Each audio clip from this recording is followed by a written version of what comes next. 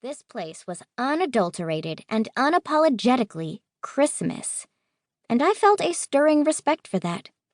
And it didn't end there.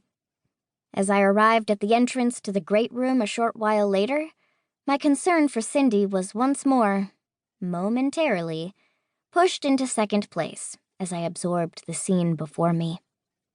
Accepting a Coke from a hovering waiter, I took in the soaring ceilings, elegant Christmas trees, tall, snow-crusted windows, and huge roaring fires that graced each end of the space. From the speaker system, Elvis was softly lamenting his upcoming blue Christmas. It was like walking onto a Hallmark movie set. Surreal. Until, that is, you added the clumps of people. The select number, including myself, who'd been invited to a week of pre-wedding festivities, people who clustered in awkward groupings and seemed to be swallowed up by the massive room. I wasn't psychic, but I was picking up a strong impression that not everybody was comfortable being here. Odd, but it was there. There in the way most seemed to be overcompensating, listening too attentively, laughing too loudly. Daisy, isn't it? Jerked out of my thoughts, I jumped as I turned to the woman at my elbow. How had she gotten so close without me knowing? That unnerved me even more. She was tall, rail-thin, and coiffed and polished to within an inch of her life. It's Rosie, ma'am. I'm Rosie Hart. I'm one of the, bridesmaids. Rosie? The tone indicated that I should check my details, because surely she was correct and I was wrong. Surely I was Daisy. But I wasn't.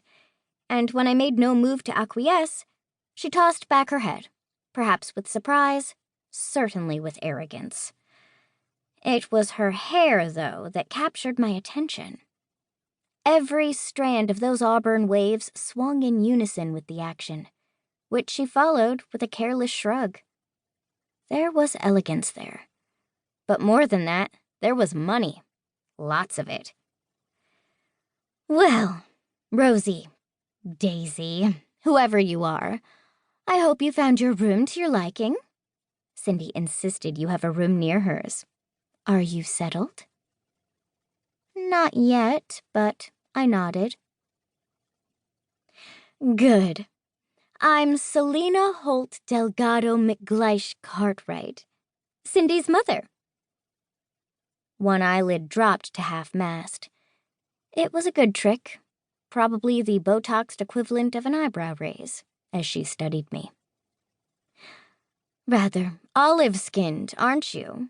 And you're quite petite.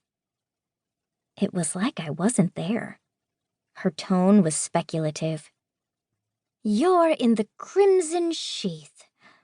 I do hope you sent correct measurements for your gown.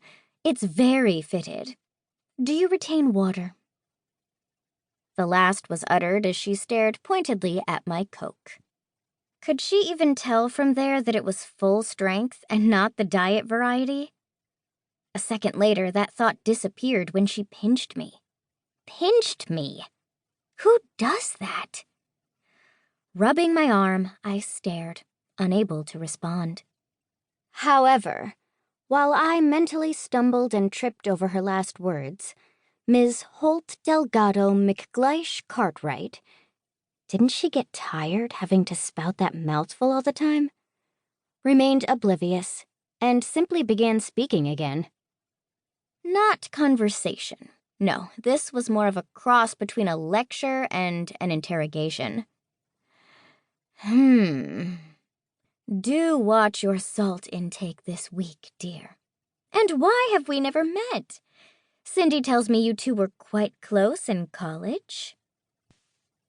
Still intrigued by that perfectly behaved hair, I subconsciously tugged at my own unruly dark curls and contemplated my answer.